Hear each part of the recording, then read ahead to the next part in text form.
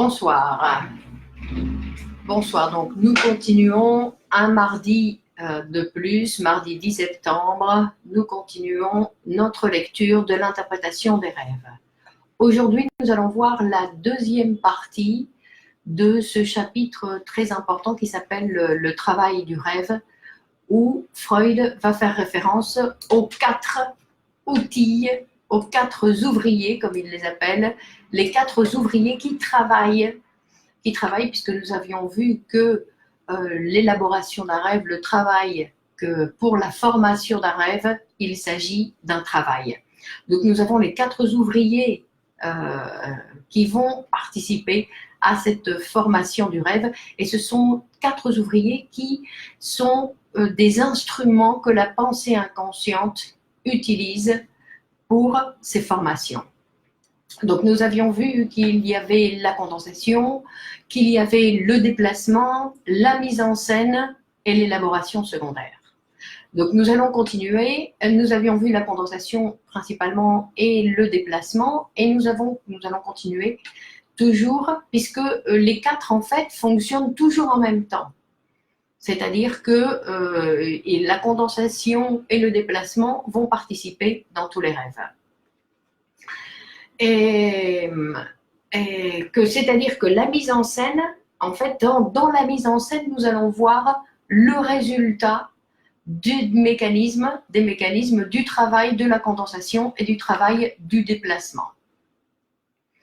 Donc nous allons commencer ici, nous allons plutôt continuer par ce qu'on appelle la représentabilité du rêve.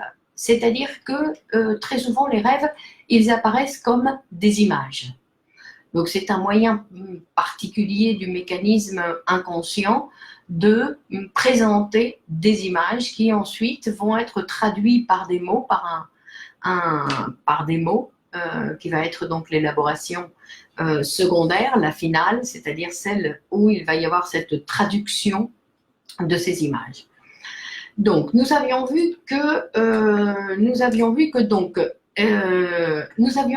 quand on faisait référence au déplacement, vous vous rappelez qu'il est un mécanisme très important dans la formation des rêves, puisqu'en fait le déplacement, il va séparer l'affect de son image. Donc il va en reparler plus tard dans le texte en disant voilà, j'ai peur, je rêve que j'ai peur des voleurs.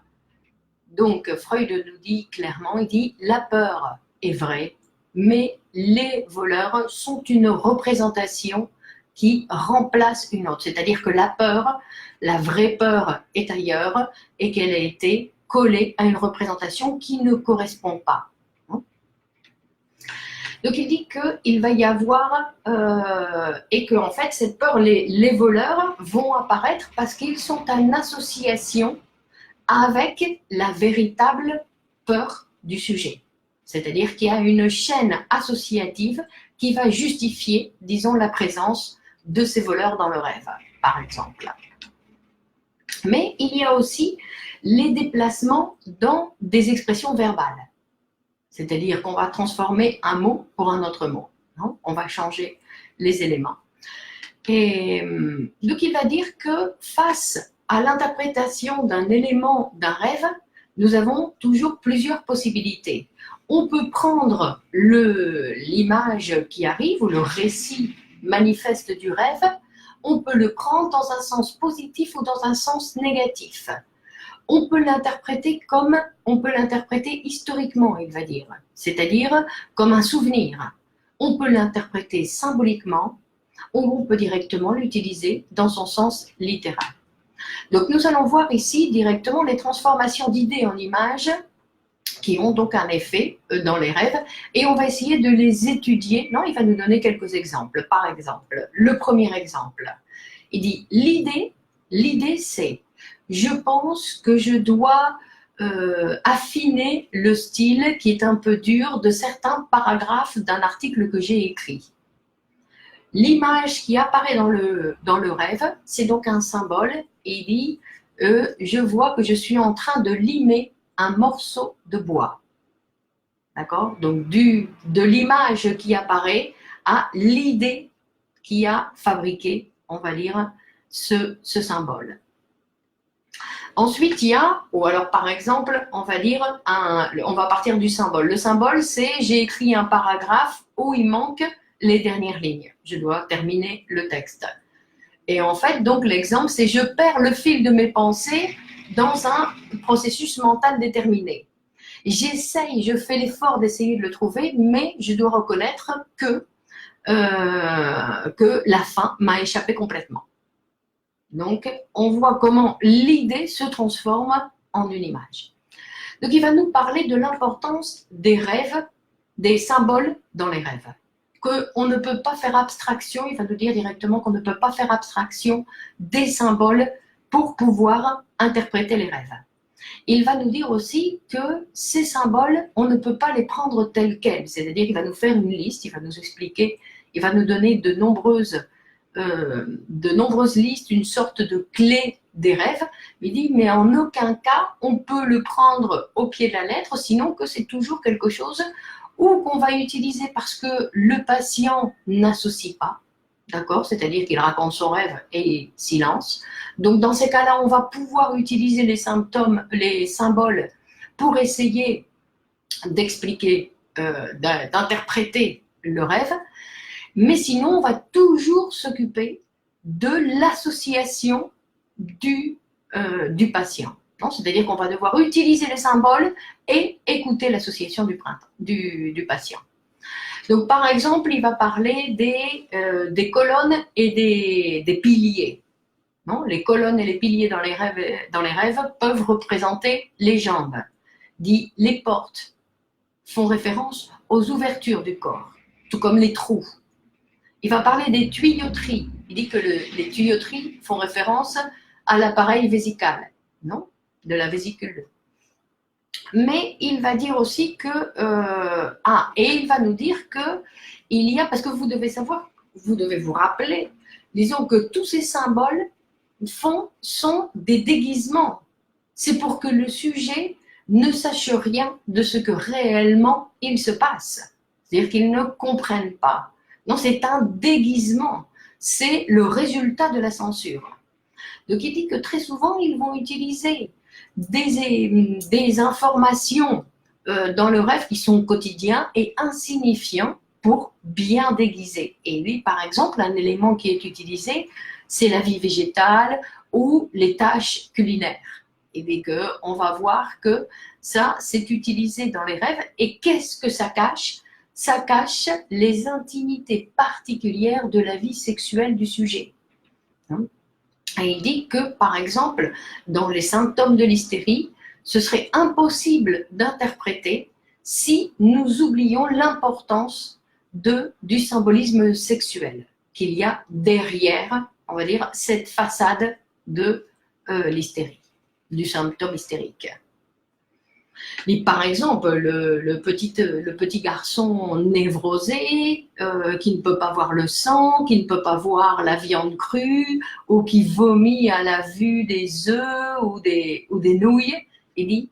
Ou par exemple, chez l'adulte, le névrosé, qui a peur, par exemple, une peur exagérée des reptiles, alors que l'homme normal, bon, il va s'en éloigner. Non, il dit que tout ça, ça a un sens sexuel. Donc on va voir que tout ce que nous réprimons, non, parce que c'est aussi pour des choses que nous réprimons, c'est-à-dire que tout ce que nous réprimons de nos fantasmes sexuels, ils apparaissent dans nos rêves déguisés. Et donc il va nous dire que ces symboles, en fait, c'est une utilisation que fait le sujet, c'est pour ça que ce sont des symboles qui appartiennent à la pensée inconsciente. Et en fait, ce sont des symboles qui font partie de l'histoire de l'humanité et dans des périodes très anciennes. Non, il va faire référence même à la Genèse ou toute cette accumulation de symboles qui existe dans toute l'histoire de l'humanité et qui peut être utilisée pour les rêves et qui s'utilise encore d'ailleurs dans le langage, non, avec les superstitions ou même les habitudes, oui, principalement les superstitions. Et donc, il va nous parler de la représentation symbolique et il va faire référence un petit peu à ce qu'il appelle, il le présente comme les nouveaux rêves typiques. On avait déjà vu les rêves typiques qui étaient les rêves d'examen, les rêves de se voir nu, les rêves de la mort des êtres aimés, par exemple, qu'ils appelaient les rêves typiques, qui étaient déjà décrits comme typiques dans le sens où ce sont des rêves où pratiquement tout le monde a fait ses rêves. Il dit dans l'interprétation symbolique habituelle, disons celle qui existe avant Freud, la clé de la symbolisation, elle est choisie par la personne qui interprète. Il dit par contre, dans notre cas, les déguisements de la langue sont des clés qui sont généralement connues et qui sont des choses qui sont fixes et habituelles dans le langage. Donc le rêve se sert de symbolisations qui appartiennent à la pensée inconsciente et qui laissent échapper que la censure, en fait, elle a transformé, mais qu'elle a transformé l'idée, elle a utilisé ces symboles pour laisser passer dans la conscience et donc dans la représentabilité. Et donc il dit, nous avons tendance, nous aimerions faire une sorte de nouvelle clé des rêves, puisqu'il y a des symboles qui appartiennent à tout le monde. Mais attention, on se rappelle, à chaque fois, il s'agit d'interpréter le rêve et de ne pas appliquer une clé des rêves de but en blanc avec n'importe qui. Sinon, que c'est toujours l'interprétation des rêves va toujours se réaliser dans une situation particulière, dans une situation où tous les éléments sont donnés. On se rappelle, il y a le patient qui va donc raconter son rêve, il y a le transfert, on va dire, donc c'est-à-dire la relation de transfert avec la situation, dans la situation psychanalytique avec le psychanalyste, il y a l'écoute du psychanalyste et l'interprétation.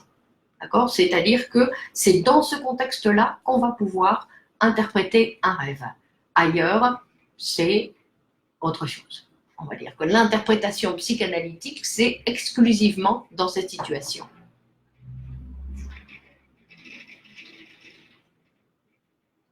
Donc, il va faire référence, il va dire que ces symboles, donc, ils appartiennent en fait donc à l'histoire de l'humanité, ils appartiennent, ils font référence au folklore, aux mythes, aux fables, aux légendes, aux proverbes, et même des fois aux blagues, les blagues courantes des peuples. Et donc, c'est-à-dire qu'il y a, donc, oui, les symboles font partie de l'histoire de l'humanité. Et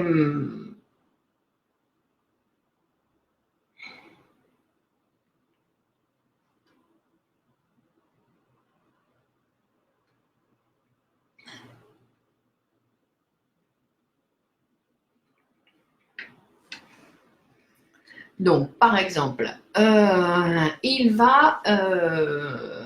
il va nous dire, donc, par exemple, des choses que nous savons pratiquement déjà, quand il fait référence, par exemple, à l'empereur, à l'impératrice, au roi, à la reine, au prince, à la princesse, où ce sont des symboles, des éléments dans le rêve qui représentent presque toujours les parents. Ensuite, il va dire tous les objets qui sont allongés, les bâtons, les troncs d'arbres, les ombrelles. Non, il va parler, oui, les ombrelles et les parapluies qui font référence au sexe masculin. Donc, ce sont des choses qu'on peut ouvrir comme qui font référence à l'érection. Ensuite, il va dire toutes les armes qui sont longues, qui sont pointues, les couteaux, les poignards, les pics sont des représentations du sexe masculin. Et il fait même référence à la lime pour les ongles. Ensuite, il va dire les étuis, les boîtes, les caisses. Tout ça, ça fait référence à l'utérus. Ou les grottes, les bateaux et toutes sortes de récipients. Les chambres font presque toujours référence dans les rêves à la femme. Pour la référence, il dit aux différentes entrées et sorties, non, qui confirment cette interprétation.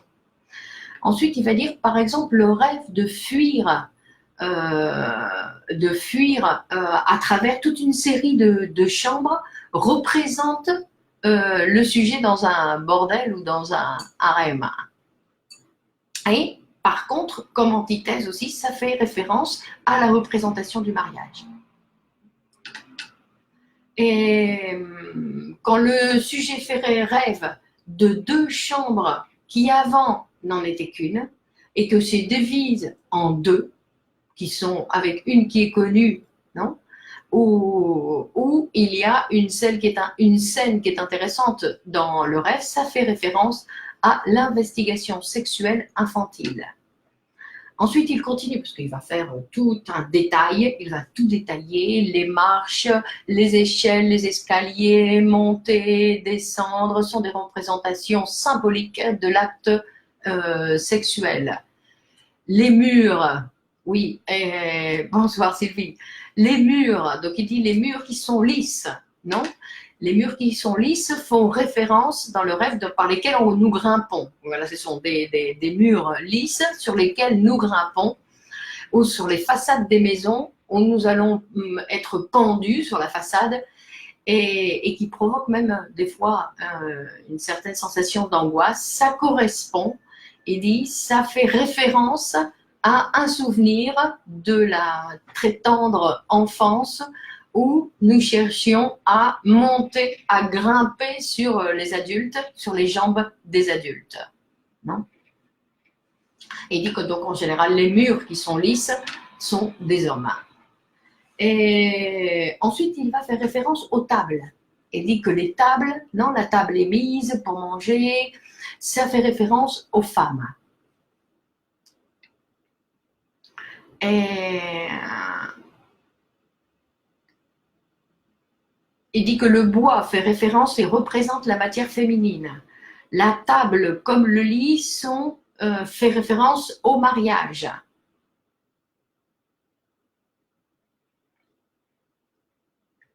Ensuite, il va dire les vêtements. Ah, ça c'est intéressant aussi. Les vêtements. Les vêtements peuvent s'interpréter aussi, donc il parle du chapeau de la femme comme un symbole du sexe masculin. La même chose avec le manteau. Il dit, chez les hommes, il dit très fréquemment, il y a une référence sur la cravate comme un symbole du pénis. Et en fait, il dit non seulement parce que c'est accroché devant, parce que ça pend, mais aussi parce que la cravate, on peut la choisir selon ses goûts. Et il dit quelque chose que dans la nature, on ne peut pas choisir par rapport, non, quand il fait référence aux membres masculins.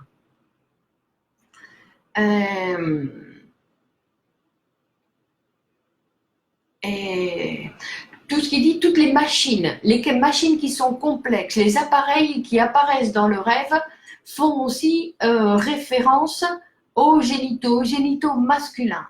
Et il dit que le symbolisme onirique est inépuisable et d'une inépuisable richesse et qu'en général, en plus, c'est aussi très amusant, oui, effectivement. Je vois des petits rires là qui sont amusants. Donc il dit tous les armes, les outils, tous les râteaux, les marteaux, les pistolets, les revolvers, les poignards, les sables, tout ça aussi font référence au sexe masculin. Il dit aussi que les paysages que nous voyons dans les rêves, et surtout ceux qui montrent des ponts ou des montagnes ou qui sont recouverts de bois, ils peuvent être facilement reconnus comme des descriptions des organes génitaux. Et il dit aussi que quand dans le rêve est présenté des néologismes qui sont apparemment incompréhensibles, nous devons penser aussi à la fusion d'éléments de sens toujours sexuels. Il dit les enfants, les petits, normalement aussi font référence au symbole des organes génitaux. D'accord ? On a l'habitude d'ailleurs, le petit, non, de l'appeler le petit quand on fait référence au sexe masculin. Et dans le rêve, quand on joue avec un petit garçon, quand on le frappe aussi, non, quand on joue avec lui, quand on frappe, ça fait référence à des représentations oniriques de la masturbation. La calvitie, se couper les cheveux, l'extraction d'une dent, non, ou directement la décapitation, font référence à la représentation symbolique de la castration. Et il dit que quand il y a, par exemple, un symbole dans le rêve où apparaît un pénis qui est présenté, varié, on va dire, sous plusieurs formes, il dit que ça doit être interprété comme un moyen préventif contre la castration. Par exemple, quand on va rêver d'un lézard, non, quand on va faire oui, c'est un délice de lire Freud de la liste, non, toute la liste qu'il fait, on a l'impression qu'il n'a rien oublié. Donc, le lézard, donc quand il fait référence par exemple au lézard, non, comme une prévention de la castration.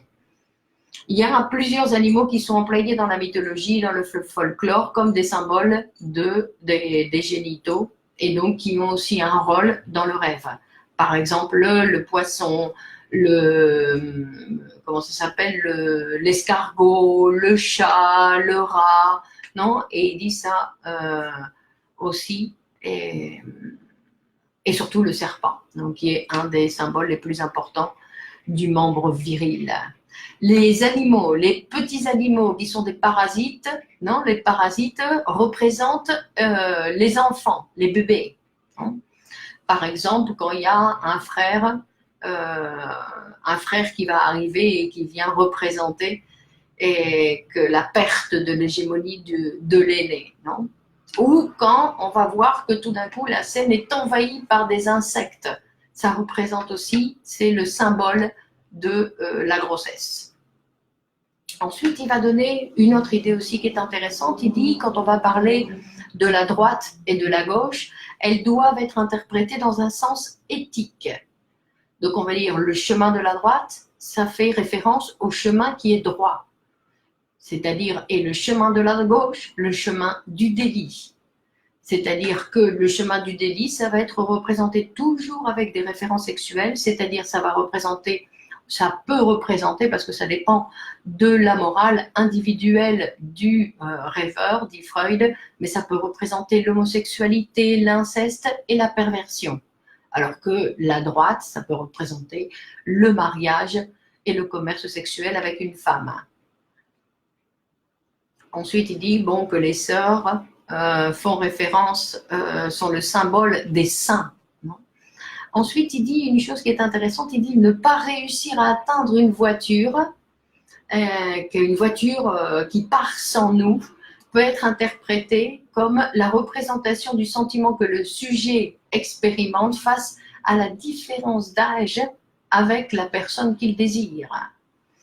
Ensuite, il dit, il va faire référence aussi aux bagages. Quand on voyage avec des bagages qui sont lourds, ça fait référence à nos péchés qui nous surprennent de voir que nous avons autant de péchés.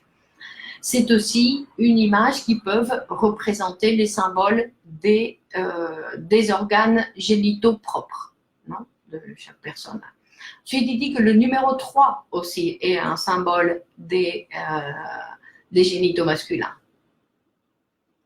Et en fait, il va dire que la tendance du rêve et des fantasmes inconscients, on va dire, emploie de façon, non, un emploi bisexuel des symboles sexuels. Donc, et en fait, il explique que ça, c'est pour une raison, en fait, c'est un trait archaïque, parce que l'enfant ne fait pas la différence entre les sexes, non, qu'il n'y a pas de différence entre les sexes, donc peu importe le symbole. Donc, même chez l'adulte, il va utiliser un symbole sexuel qui peut représenter ou l'un ou l'autre sexe. Donc, il dit que les génitaux aussi peuvent être représentés dans le rêve par une autre partie du corps, ou directement par la main, par le pied, l'orifice génital féminin par la bouche, par l'oreille, même les yeux.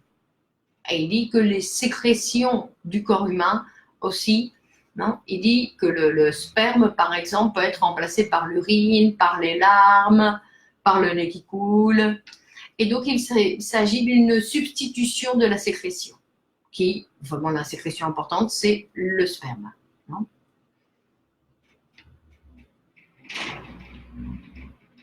Donc, il va donner des exemples en disant qu'il y a des rêves où c'est absolument impossible d'interpréter si nous ne prenons pas en compte toute cette liste de symboles, non, comme on dit, qui font partie des symboles de l'histoire de l'humanité, qui appartiennent, d'ailleurs, qui ne font pas référence à une seule langue, sinon que font partie de plusieurs langues, de toutes les langues. Je veux dire que c'est l'histoire de l'humanité, peu importe la langue qui est utilisée.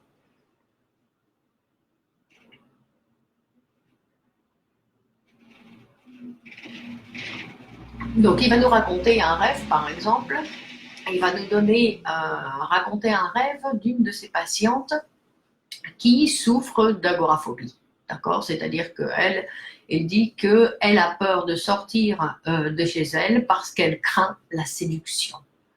Et donc, elle va raconter à Freud un rêve et elle va dire c'est l'été, je me promène dans les rues et j'ai mis un chapeau de paille, mais qui a une forme tout à fait particulière, qui est courbé au centre, vers le haut, elle dit, et des deux côtés, il pend des deux côtés.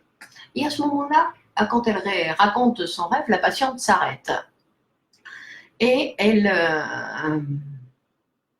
dit, elle continue sa description en disant, d'ailleurs, il y en a un qui pend plus que l'autre. Et elle dit qu'elle est contente, qu'elle se sent sûre d'elle et qu'elle passe à côté d'un groupe de jeunes officiers et elle pense en passant à côté d'eux en disant « Vous ne pouvez rien contre moi ». Donc elle dit Freud, bon voilà, le rêve s'arrête ici, et Freud en fait il va dire elle n'associe rien, la patiente n'associe rien. Donc Freud, il commence, il dit que le chapeau, c'est peut-être une représentation des génitaux masculins avec sa partie centrale en érection et les deux parties latérales qui pendent. Et il dit qu'il fait exprès de ne pas faire référence à la différence, non? Il dit qu'il y a un côté qui pend plus que l'autre, il dit qu'il s'abstient de faire référence à cette différence. Et il ajoute, parce qu'elle ne dit toujours rien, et il ajoute, il dit bien sûr, votre rêve montre que puisque vous possédez, vous avez un mari qui a un appareil génital si splendide que donc vous n'avez pas à avoir peur devant ces officiers et que vous n'avez rien à désirer d'eux. Puisque elle, en fait, ce dont elle a peur, c'est d'être prise, non? D'être prise par son fantasme, c'est qu'elle va se laisser aller à son désir et ça va à la tentation. C'est pour ça qu'elle n'ose pas sortir de chez elle.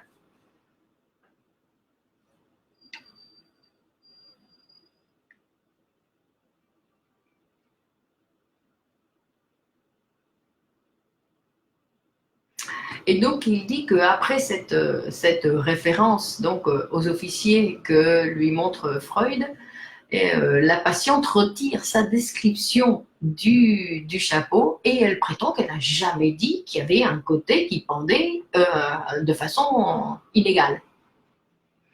Il dit Freud, mais moi je l'ai écouté, il dit je suis sûr qu'elle a fait référence à ça. Donc elle se maintient en silence, la patiente, et ensuite elle demande à Freud, elle dit, ou en tout cas elle se demande, pourquoi son mari, il aura des testicules qui pendent, une testicule qui pend plus que l'autre. Non. Et si c'est ce qui arrive chez tous les hommes. Il dit donc voilà, avec la question qu'elle se pose, elle éclaircit évidemment ce détail du chapeau et donc la patiente est bien obligée d'accepter l'interprétation en sa totalité. Donc on avait vu que les petits, les enfants, sont aussi des symboles de l'appareil génital, non? Donc les génitaux. Il dit être écrasé, c'est un symbole de la relation sexuelle. Ensuite, il va nous raconter un autre rêve, un autre rêve aussi qui est très intéressant. Il dit que de la même patiente, où elle raconte que sa mère, elle envoie sa petite fille qui a 4 ans, et en lui disant « tu n'as qu'à partir toute seule ». Et Ensuite, elle part avec sa mère dans un train et elle voit que sa petite fille, elle a pris de l'avant face aux voies du train et qu'elle se place sur les deux rails. Et donc, obligatoirement, elle va être écrasée par le train. Et effectivement, le train passe et on écoute, elle dit dans son rêve, elle entend comment sont écrasés les os. Et donc, elle a là une sensation désagréable.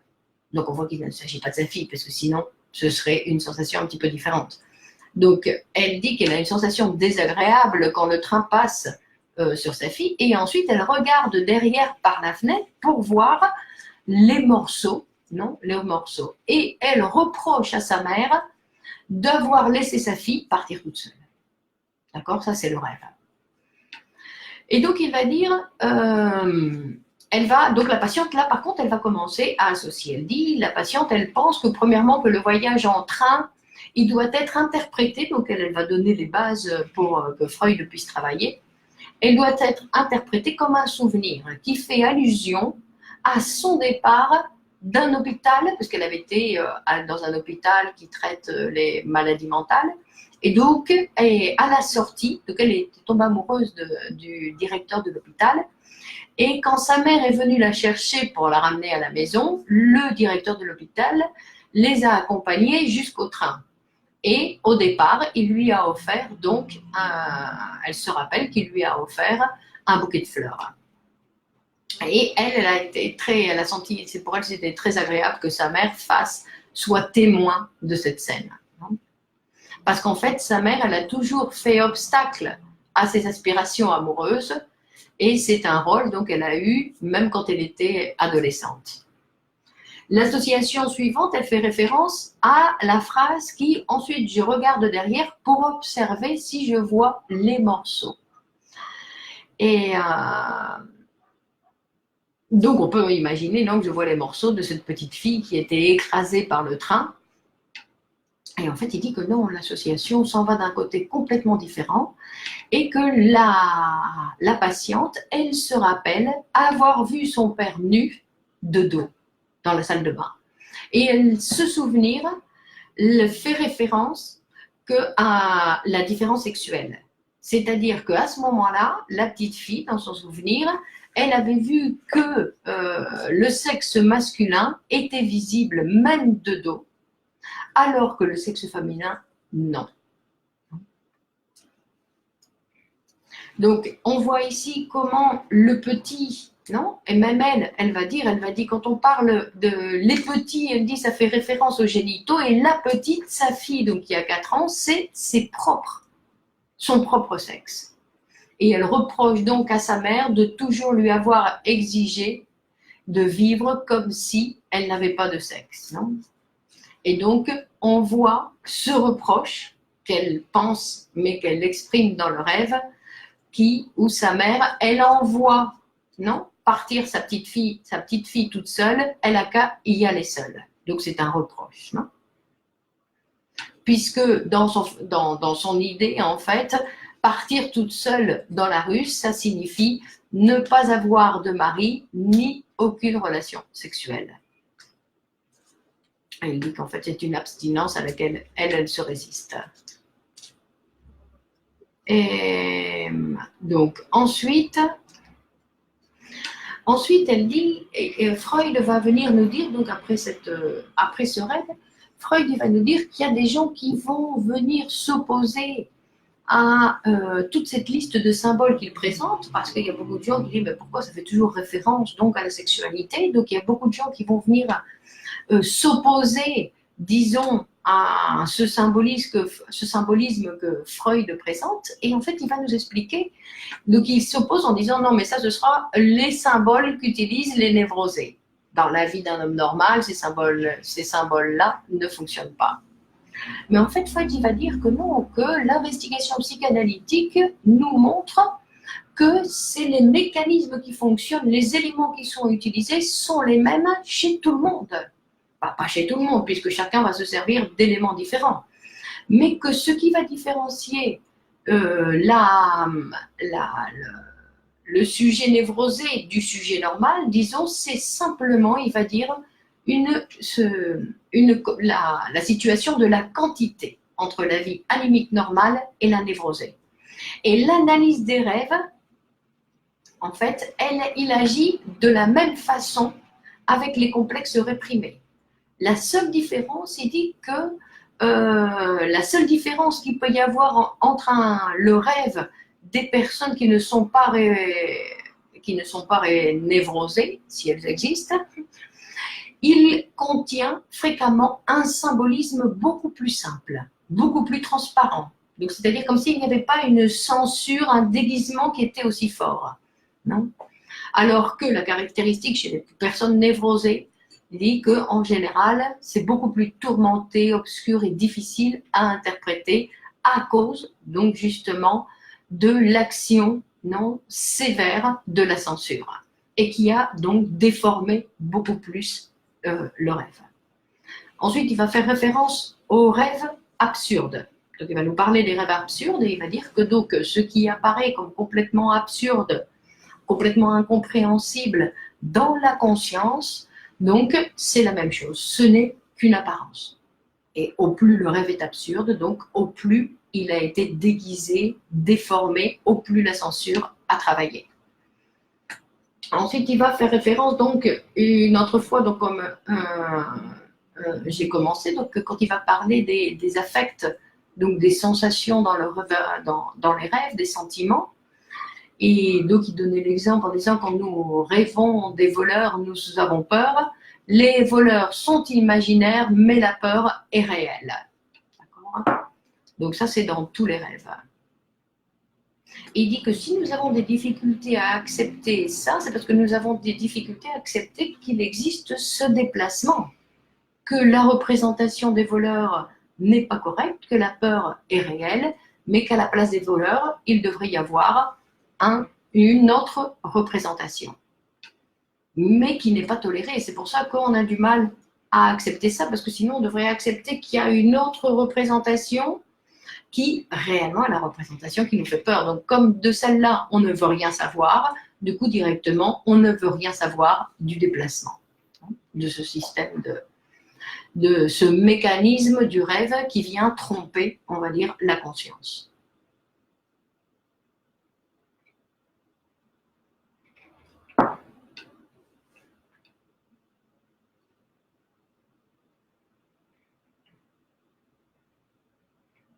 Donc, il dit qu'en fait, nous allons voir que ce déplacement chez les névrosés, c'est quelque chose qui est un mécanisme aussi qui est utilisé.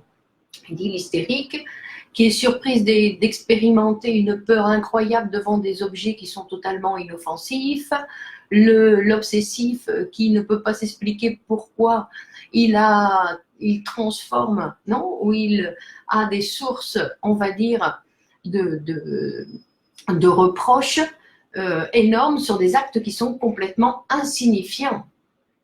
Donc on voit aussi qu'ici, il y a un déplacement. Donc le reproche, il existe, mais pas sur cet acte insignifiant, sinon sur autre chose.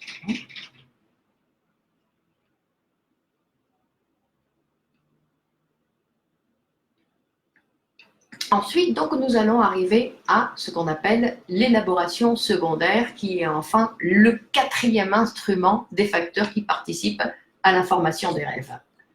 Donc, je vais aller chercher directement, par exemple, donc il va nous donner...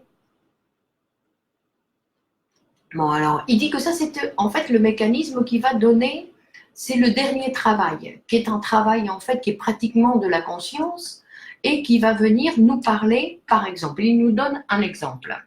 Il dit « circonstance ».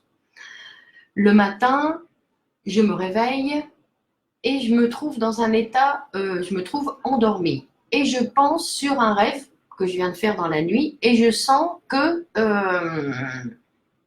je m'approche, non, qu'il est dans l'état d'essayer de se réveiller, que je m'approche à l'état de conscience réveillée, mais que je désire continuer à dormir.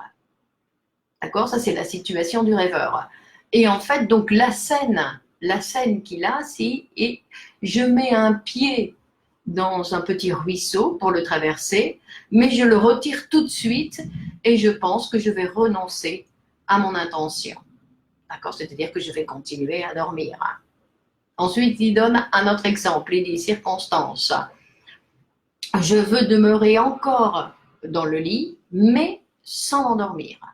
Donc la scène qu'il fait, il dit, je dis au revoir à quelqu'un,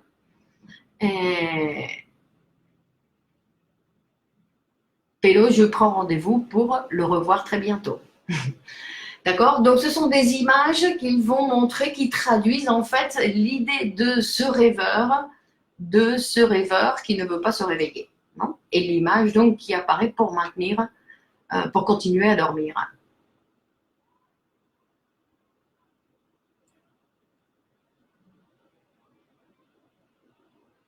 Et donc, il va dire que cette dernière élaboration, donc c'est une sorte de traduction, en fait, c'est quand on va raconter le rêve. Donc, il parle il dit que, par exemple,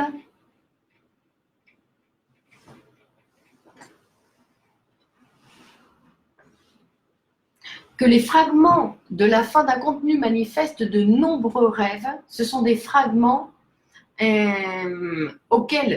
vont être juste à côté en fait de l'interruption du repos. En général, ils représentent justement l'intention de se réveiller. Ce sont des représentations, il dit, de ce genre, sont l'acte de, par exemple, de traverser le seuil de quelque chose, de sortir d'une chambre pour rentrer dans une autre, celui de partir en voyage, celui de rentrer à la maison, de se séparer de quelqu'un qui nous accompagne ou de se submerger dans l'eau directement. D'accord? Donc, il va nous donner plusieurs images qui sont quand justement le dernier moment. Bon, alors ensuite, on va essayer j'ai fait un gros résumé, non, c'est le chapitre du travail du rêve, c'est un chapitre énorme, donc j'ai dû faire un résumé, j'ai pris, à la rigueur, on va dire, ce qui me paraissait le plus séduisant pour présenter un petit peu la fabrication, comment on fabriquait les rêves, comment on arrivait à cette image visuel du rêve. Et maintenant, je vais essayer de faire un résumé en fait de tout le chapitre. Il dit que le travail qui se développe dans la formation des rêves donc se divise en deux fonctions. Premièrement, il y a l'établissement des idées latentes et de la transformation de ces idées latentes en contenu manifeste. Les idées latentes sont parfaitement,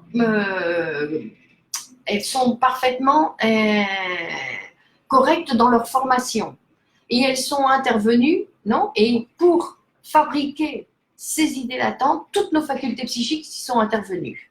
Ça veut dire qu'elles appartiennent à notre pensée inconsciente, mais pourtant elles sont préconscientes. D'accord? Si, elles appartiennent à la pensée préconsciente. Non, elles n'appartiennent pas à l'inconscient, elles appartiennent le discours latent, c'est-à-dire toutes les associations que le patient va faire après avoir raconté le rêve, ça fait partie, ou des fois avant. Attention, non, puisqu'on avait vu que des fois, il y a l'information préliminaire.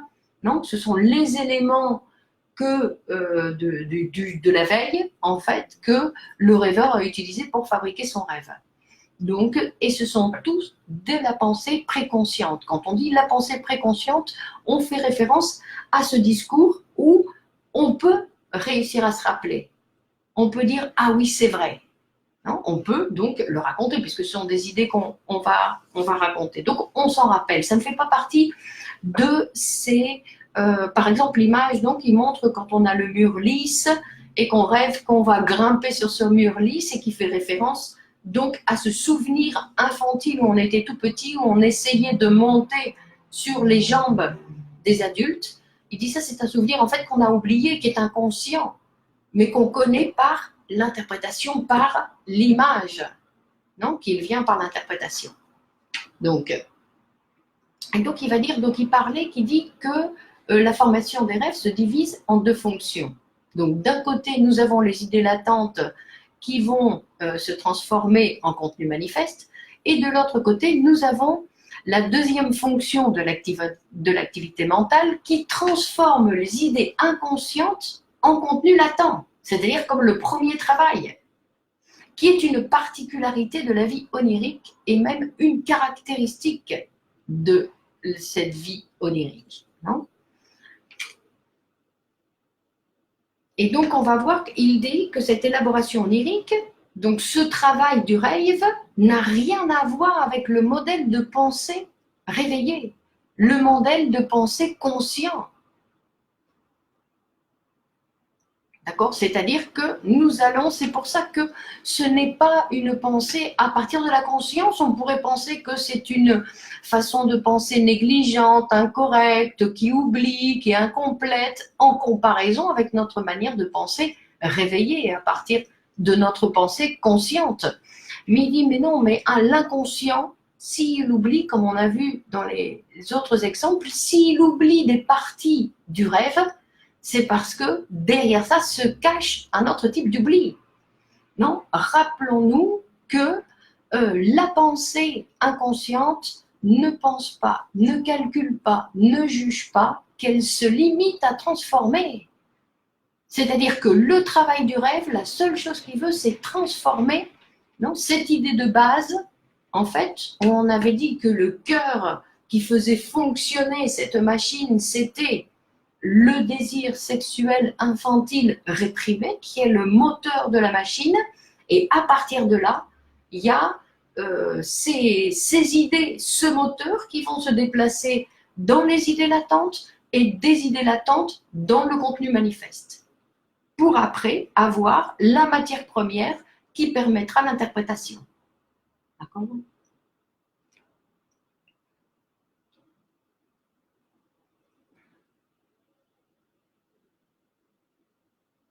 Donc, ce rêve apparaît complètement déformé à cause de la censure. La censure va utiliser, donc, on avait vu les deux ouvriers, les deux instruments qui travaillent pour la fabrication du rêve, qui sont la condensation et le déplacement. Non ? Le déplacement qui va donc déplacer l'intensité psychique, non ? Sur une représentation qui ne correspond pas. Et que tout le matériel, en fait, va dépendre de traces de souvenirs visuels ou acoustiques. Non ? Et donc ensuite, il va nous raconter donc ce qu'on a commencé à voir sur la représentabilité, où cette représentabilité, c'est un autre travail, un nouveau déplacement qui est fait pour l'apparition du discours manifeste.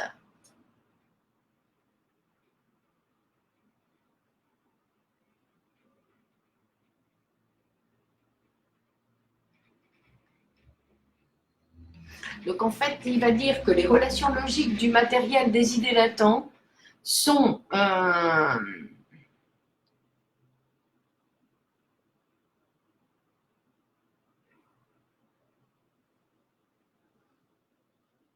non. Donc on va dire que les sentiments, on va dire, ou les affects des idées latentes passent, non, par une transformation, une grande transformation sur le contenu des représentations qui sont toujours en association. Donc c'est-à-dire qu'on ne va pas chercher n'importe quelle image.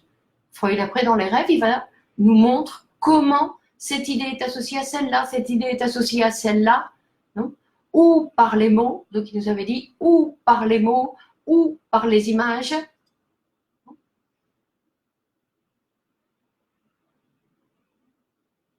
Et que ces représentations, en fait, sauf la dernière, sinon que ces autres représentations, en fait, qui ont souffert un déplacement, elles ont souffert un déplacement parce que ce sont des représentations qui sont réprimées, donc qui sont conservées. Et qui, comme elles sont conservées, en fait, ce sont des représentations qui sont détachées de l'affect. L'affect, lui, il vit sa vie. Il va où il veut. Par contre, la représentation est réprimée et elle ne va pas bouger.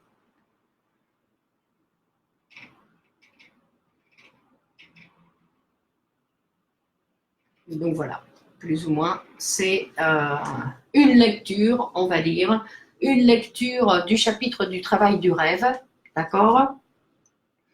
Et une lecture, donc il faut continuer bien entendu à lire Freud. Avec une lecture du chapitre, ce n'est jamais suffisant. On doit continuer. Donc la fois prochaine, je crois que après le travail du rêve, nous passons, je crois, à l'oubli des rêves. Pourquoi on oublie le rêve? Donc ça, c'est un sujet très intéressant. Pourquoi oublions-nous nos rêves? Donc ici, il y a l'oubli. Non, la psychologie des processus oniriques. Voilà, psychologie des processus oniriques et on va voir l'oubli des rêves. D'accord? Donc ça c'est un chapitre où il va nous raconter donc, où il va nous expliquer pourquoi nous oublions nos rêves ou pourquoi nous oublions, on va dire, une partie de nos rêves. D'accord? Donc ça c'est un chapitre un petit peu plus réduit qu'on pourra voir en une seule fois où nous verrons donc mardi 17 septembre à la même heure où nous ferons la lecture du chapitre sur l'oubli des rêves, les processus, parce que la psychologie des processus oniriques, en fait, c'est plusieurs parties.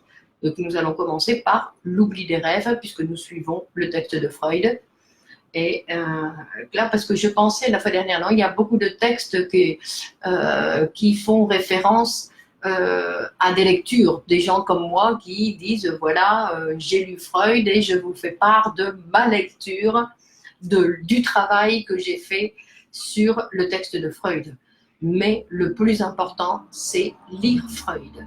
Je veux dire, quelles que soient les personnes qui viennent nous parler des rêves, il est recommandé de faire soi-même la lecture du texte. C'est indispensable parce que chaque personne fait une interprétation. Donc effectivement, quand la lecture est réalisée par un psychanalyste, c'est une lecture beaucoup plus appropriée. Mais merci Sylvie, donc nous allons continuer. En plus, si c'est intéressant, c'est parfait. Merci beaucoup. Donc, mais que le plus important, c'est lire Freud.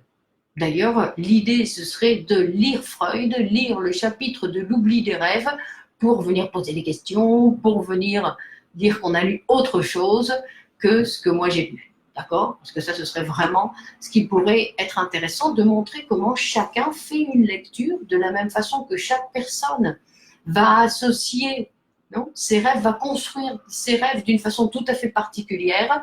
De la même façon, la lecture du texte, chacun va faire une lecture différente. Ce qu'il ne faut pas oublier, et là où nous devons éviter, et c'est pour ça que c'est intéressant de faire la lecture avec un psychanalyste qui va se maintenir, on veut dire, dans le cadre de la psychanalyse. C'est-à-dire qu'il ne va pas associer avec d'autres textes ou sa propre histoire. Non, il y en a certains qui font une association ou directement des lectures erronées du texte.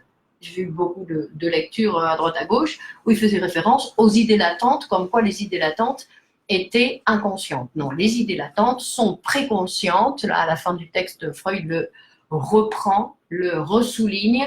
Les idées latentes, pourquoi? Parce que le patient peut associer. Comment elles vont être inconscientes?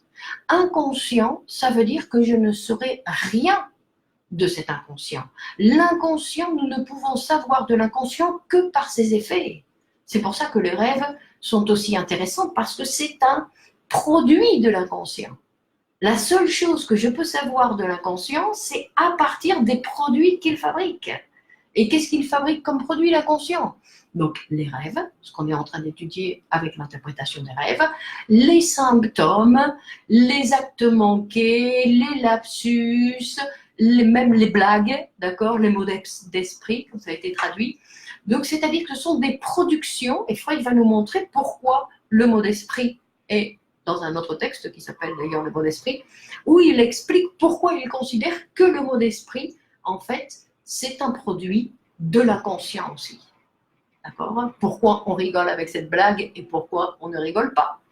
D'accord? Donc il va montrer comment là, il y a un mécanisme qui est en relation avec l'inconscient. D'accord? Donc de l'inconscient, nous ne pouvons rien savoir. Nous ne savons qu'avec les produits et avec l'interprétation. Parce que nous savons que l'inconscient existe parce que Nous avons oublié les clés. Donc, vous dites, ah, on a oublié les clés, l'inconscient existe. Mais nous ne savons rien. Pourquoi nous avons oublié les clés? Nous avons besoin d'un contexte psychanalytique pour voir et découvrir le pourquoi nous avons, pour avoir l'interprétation. D'accord? Donc, quel était le but? Pourquoi j'ai voulu oublier ces clés et celles-ci et pas les autres, par exemple.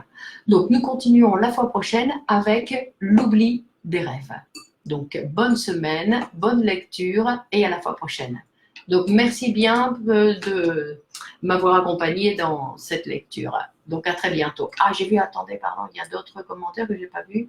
Oui, oui, c'est très important. Made in USA, par exemple. Oui, Made in inconscient, exactement. Bon, merci Sylvie de nous accompagner.